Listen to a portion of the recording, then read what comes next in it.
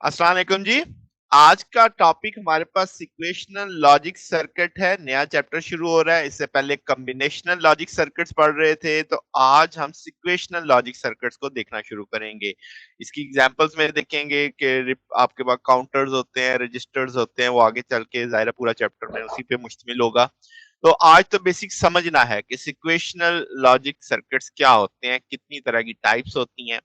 तो शुरू करते हैं सिक्वेशनल लॉजिक सर्किट्स। इसको पहले देखते हैं कि जो पिछला चैप्टर था वो जो कॉम्बिनेशनल लॉजिक सर्किट का था, उसमें और इसमें फर्क क्या आने वाला है। तो जो आउटपुट होती है कॉम्बिनेशनल लॉजिक सर्किट की, वो सिर्फ डिपेंड करती है इनपुट्स पे जो उस वक्त मौजूद होती हैं।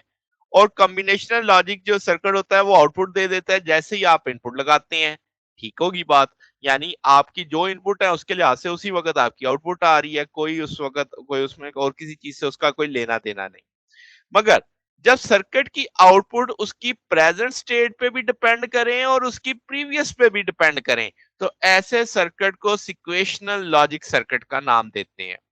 अब आप दूसरी डेफिनेशन भी देख सकते हैं कि आउटपुट डिपेंड करती है प्रेजेंट इनपुट पे, as well as past inputs और आउटपुट पे भी डिपेंड कर रही होती है। तो अब इसमें जो पास्ट जो पिछली जो आपकी इनपुट थी, वो आपने तो मौजूदा इनपुट्स दी, उसके लिहाज से एक आउटपुट आई, तो पिछले वाली को याद रखने के लिए कुछ चाहिए। तो वहां पे क्या लगे होते हैं? Memory elements. तो जो सिक्वेशनल सर्किट्स में मेमोरी एलिमेंट्स होते हैं, ये पास्ट इनपुट्स और आउटपुट को क्या करते हैं? स्टोर करते हैं। तो ये जो स्टोरेज एलिमेंट्स होते हैं, ये ऐसी डिवाइसेस होती हैं जो बाइनरी इंफॉर्मेशन को क्या करने, स्टोर करने की सलाहियत रखती हैं।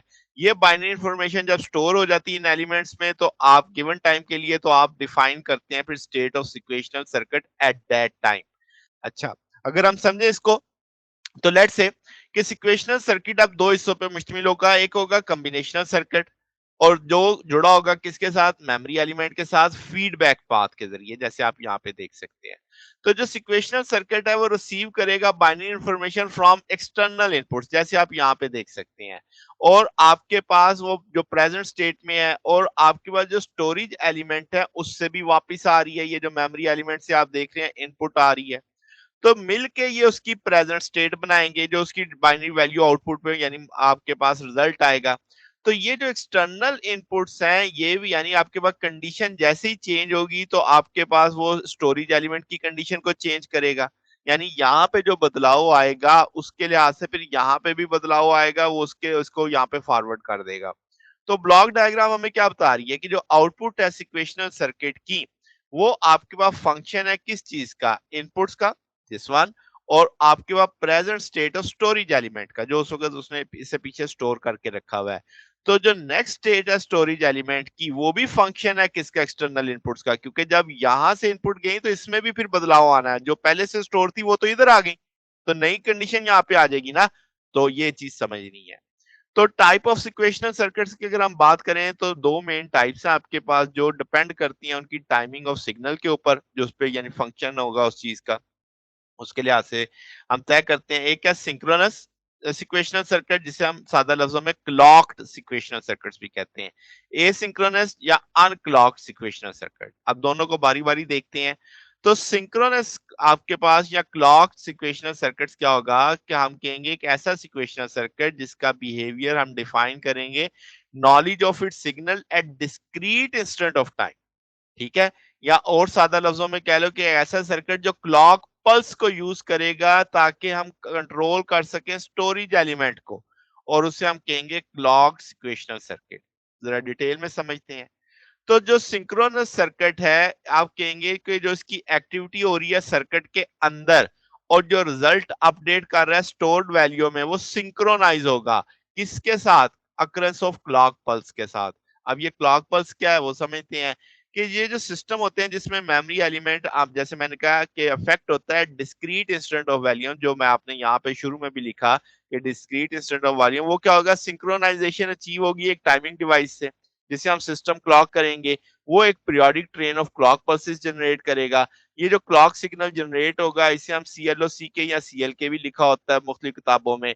तो आउटपुट आपकी इफेक्ट होगी उस क्लॉक पल्स के लगने से। तो वो जो रेट, जिस कितनी बार वो पल्स आ रही है, वो जो मास्टर क्लॉक जनरेट कर रहा है, वो इतनी स्लो होनी चाहिए ताकि आपका स्लोएस्ट सर्किट भी उसके लिहाज से रिस्पॉन्ड कर सके। तो इसका मतलब अब आपकी आपने सर्किट पे लिमिट लगा दी है कि वो ज़्यादा तेज़ी से नहीं चल सकता। तो सिंक्रोनस सर्किट जो होगा वो काफ़ी मशहूर है, काफ़ी पॉपुलर है। आगे जितनी भी हम मोस्टली चीज़ें पढ़ेंगे वो सिंक्रोनस ही पढ़ेंगे। तो जो स्टोरेज एलिमेंट हैं, जो मेमोरी जिसे हमने कहा कि क्लॉक, सिक्वेशनल हैं, उनको फ्लिप-फ्लॉप कहेंगे जो अगले हमारा टॉपिक आने वाला है। अच्छा, तो एसिंक्रोनस क्या होगा? एसिंक्रोनस ऐसा आप कह लो बिहेवियर है सिक्वेशनल सर्किट्स का जो डिपेंड करता है इनपुट सिग्नल पे एट इंस्टेंट ऑफ टाइम और उनके ऑर्डर पे कि कैसे इनपुट्स चेंज हो रही होती हैं। तो इसमें आउटपुट आपकी इफेक्ट होगी जब इनपुट चेंज हो रही होंगी। आप इसे कह सकते हैं कि इसमें मेमोरी एलिमेंट जो होंगे टाइम डिले डिवाइसेस इस्तेमाल करते हैं। इसमें क्लॉक पल्स की ज़रूरत नहीं होती। जो स्टोरेज कैपेबिलिटी है टाइम डिवेलिंग डिवाइसेस की ज़ाहिर है वो टाइम डिले डिवाइस नाम से ज़ाहिर कर रहा है वो वेरी करेगी उसके टाइम के लिहाज से। यानी ये सिग्नल को लेगा उसमें डिवाइस से प्रोपेगेट कराएगा। अब इस दौरान नई अगर आप पल्स आप नए इनपुट्स दे देते हैं तो जो इंटरनल प्रोपेगेशन डिले है लॉजिक गेट्स का वही काफ़ी होता है इस डिले को पैदा करने के लिए। तो एक्चुअल डिले यूनिट आपके पास ज़रूरी नहीं होता कोई। तो अगर हम कहें कि जो लॉजिक टाइप एसिंक्रोनस सिस्टम है उसमें स्टोरेज एलिमेंट आपके लॉजिक गेट हैं। तो जो आपकी प्रोपेगेशन को डिले प्रोवाइड करेंगे रिक्वायर्ड स्टोरेज की सेंस में। अगर हम कहें एसिंक्रोनस जो सिक्वेशनल है वो एक कॉम्बिनेशनल लॉजिक सर्किट है विद फीडबैक। जैसे आप देख रहे हैं ना आउटपुट से आपको एक इनपुट पे आती हुई चीज दिख रही है तो ये फीडबैक है। ये जो फीडबैक है लॉजिक गेट्स के बीच में ये एसिंक्रोनस सिक्वेशनल यानी ऐसे अनस्टेबल कर देता है। अनस्टेबल क्यों? क्योंकि ये सिंक्रोनाइज नहीं होता और आपके पास ये जो अनस्टेबिलिटी है ये काफी मुश्किलात पैदा करती है इसीलिए इसका ज्यादा इस्तेमाल नहीं किया जाता। तो ये हमारे पास आज का टॉपिक था। अगर आपको इसमें कोई बात पूछनी हो, डाउट हो तो नीचे कमेंट्स में पूछ सकते हैं। वीडियो अच्छी लगी हो तो वीडियो को लाइक कीजिएगा, दोस्तों के साथ शेयर कीजिएगा, चैनल को सब्सक्राइब कर दीजिएगा। अब तक के लिए इतना ही, बकिया इंशाल्लाह फिर नेक्स्ट देखेंगे। ओके, अल्लाह हाफ़िज़।